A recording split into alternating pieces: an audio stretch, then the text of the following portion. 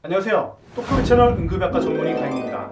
이번 시간엔 NEJM의 2월 26일에 올라온 내용을 소개해드리려고 합니다. 제목은 판도라의 상자를 탈출한 코로나 바이러스입니다. 간단히 내용을 말씀드리면 과거 인류에게 닥쳤던 대유행 감염병을 통해 이번 유행하는 코로나 바이러스의 대처를 생각해보자는 겁니다. 시작하겠습니다. 1918년 인플루엔자 대유행은 인류 역사상 가장 치명적인 사건이었습니다. 당시에 5천만 명 이상이 사망했고 현재 지구상 인류 비율로는 2억 명과 맞먹는 수치입니다. 이후 약 100년 동안 1918년 인플루엔자 대유행은 다른 모든 유행병과 질병, 위급 상황에 대한 기준이 되었습니다. 우리는 이번 코비드-19 사태를 맞아 1918년 인플루엔자의 대유행을 어떻게 다루는지 기억해야 합니다. 코비드-19는 최소 2개월, 지금은 약 3개월 동안 중국 전역에 퍼졌고 최소 36개국에 전파됐습니다. 매 1차 감염자가 2.2명의 2차 감염자를 만들어내고 있고 세계보건기구는 코비드-19 상황이 악화되자 국제사회의 공중보건 비상사태로 선포했습니다. 만약 공중보건의 노력이 바이러스의 확산을 통제할 수 없다면 1918년 끔찍했던 인플루엔자 대유행과 같은 치명적인 세계적 대유행병의 탄생을 목격하게 될 거라고 전문가들은 말하고 있어요. 이번 사례를 보면서 저자는 판도라의 상자가 떠오른다고 하였습니다.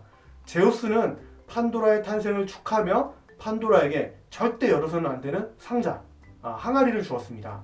판도라는 너무너무 궁금했습니다. 상자 안에는 무엇이 들어있을지 호기심을 참지 못했죠. 판도라는 호기심을 참지 못하고 상자를 열어버렸습니다.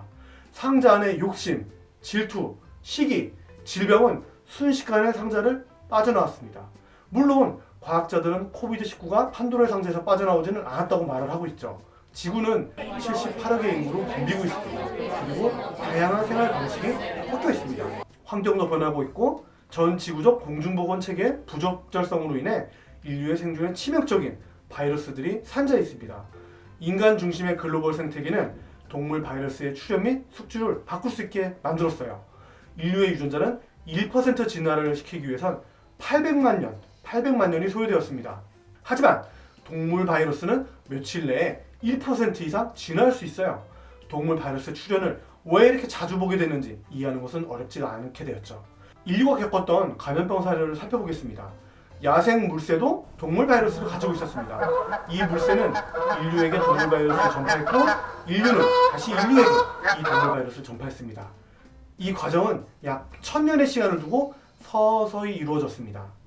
잘 알고 계신 에이즈로 알려진 후천성 면역결핍증 바이러스, 즉 HIV는 영장류에서 기인합니다. HIV는 아프리카 전역으로 퍼지게 된 경로가 트럭이 다니는 길을 따른다고 합니다. 에볼라의 기원은 아직 불확실하지만 2014년에서 2016년 사이 서아프리카에서 병에 대한 공포와 비밀, 부적절한 인프라 정보 시스템, 그리고 안전하지 않은 간호와 시체 매장 관행에 의해서 폭발적으로 확산했다고 합니다. 아르헨티나와 볼리비아 출혈을 일으키는 아레나 바이러스는 농사를 짓는 관행과 연관성이 있고 볼리비아 출혈열은 볼리비아의 도로를 건설하면서 설치류들이 살코스를 이룬 후 이주하면서 발생을 하였다고 합니다. 동남아시아의 니파 바이러스의 경우엔 박쥐가 다수 서식하던 곳에 돼지 사육 농가가 들어서면서 출현을 하게 됩니다. 국제 야생동물 무역의 붐이 일면서 미국에선 인간 원숭이 두창, 휴먼 몽키폭스가 출현하기도 했습니다. 1980년대에는 아이데스 알보픽투스, 발음도 어려운데요. 이 모기가 인간에 의해 전 세계적으로 퍼지고 있었고 2014년과 2015년에는 이 모기로부터 유래한 그 유명한 지카 바이러스의 대유행을 겪었습니다. 사스, 메르스, 코비드-19 이 모두 향토박쥐 바이러스의 기원을 두고 있습니다. 사스 바이러스의 유사점은 바이러스에 감염된 박쥐가 야생 동물 시장에서 팔렸다는 점입니다. 시장에서 이런 박쥐가 팔리다 보니까 일반 대중들에게 직접적인 바이러스 접촉을 가능케 한 거죠. 동물로부터 사람으로, 사람으로부터 사람으로 바이러스의 숙주를 바꿀 기회가 피혁적으로 증가한 겁니다. 조류 인플루엔자 같은 사례도 야생 동물 시장에서 기인한 겁니다. 그렇다면 이런 질문이 있을 수 있어요. 모든 전염병은 전 세계로 다 유행하느냐고요? 꼭 그렇지는 않습니다. 6세기, 14세기의 역병이라든지 9세기에 시작된 인플루엔자 유행, 18세기 후반에서 19세기 초에 일어난 콜레라의 유행의 경우에는 전 세계로 퍼지진 않았습니다. 전 세계적인 감염병의 유행의 시기는 선박과 철도가 전 세계와 연결되기 시작한 시점부터입니다. 1889년, 1918년, 1957년 인플루엔자 유행이 바로 그 시기와 맞아떨어집니다. 1968년 인플루엔자는 항공 유행을 통한 최초의 대유행병이 되었고요. 곧 이어서 급성 장 바이러스 출혈성 결막염, 길죠. 어큐트 엔테로바이럴 헤모로직 컨정티바이티스가 국제공항에 퍼지게 됩니다. 이러한 사건들은 우리의 현대적 전염병 시대를 열었고, 이 시기에는 세계 어느 곳에서 일어나는 어떤 질병도 다음날 이웃집 뒷마당에서 나타날 수 있다고 합니다.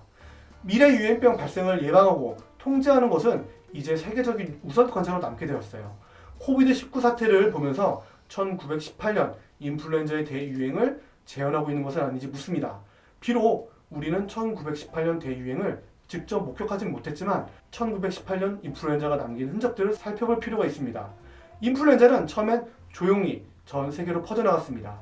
대부분 경증 환자를 만들고 0.5에서 1% 정도의 사망률을 보였어요. 이 수치 자체로는 대유행을 대비하기에는 너무 낮았습니다. 그러다가 거의 모든 곳의 도심에서 갑자기 한꺼번에 폭발하게 되었고 수백만의 사망자가 발생하게 된 거죠. 우리는 현재 코비드19와 1918년 인플루엔자 두 가지 호흡기 질환의 발생 사이에 놀라운 유사성이 있다는 사실을 주목해야 됩니다.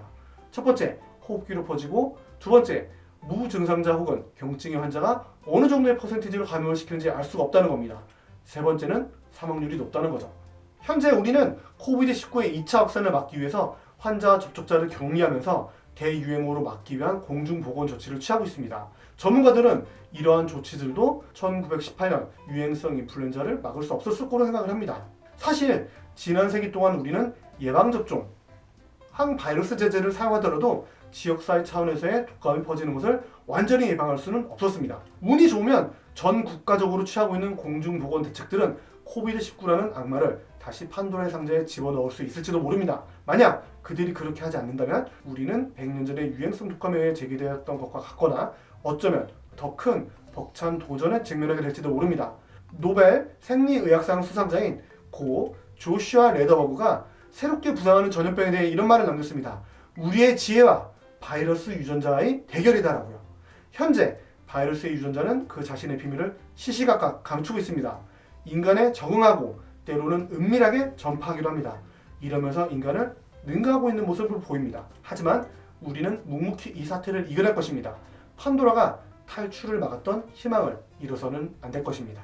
이상 똑소리 채널이었습니다.